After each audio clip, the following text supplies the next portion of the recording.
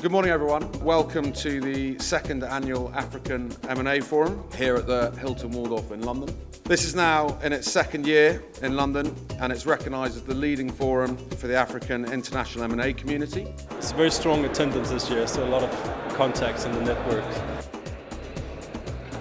Essentially because there's a very different economic climate in Africa, you are going to have very different strategies for Africa. Particularly where you have very specific funds in Europe and the US on specific industries in specific countries. In Africa you have to be a bit more broad in terms of your strategy. I think some of the salient points that came out from the discussion that we had was that the opportunity is there, and I think people do recognize that. But as was mentioned in the panel, harnessing that opportunity is critical for getting capital to flow into these markets, and we see that from Maurice's standpoint is actually converting investor perception.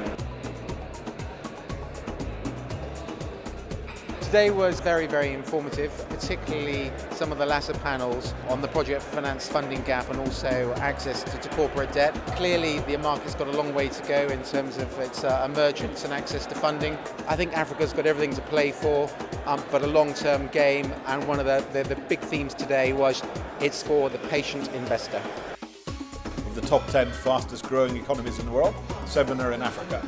You've got 11% GDP growth predicted for sub-Saharan Africa for 2013, and as a result of that, I think there's more and more global companies that have always seen Africa as a difficult market are saying actually this is becoming a really interesting market that we have to be part of. It has become much clearer now in which areas of infrastructure finance is available and how the formats and structures can work. And the governments have made progress in those areas. So, for instance, we heard very clearly that the power sector is very much at the forefront of these types of infrastructure investments. It is still very much a growing market with opportunity. It's not an easy market. You have in segments of it, notably mobile telephony, you have an emerging oligopoly of large players who are also facing constraints, saturated networks, decline in revenue per user and so on. But there are other segments of the market that are still unaddressed and represent significant opportunities.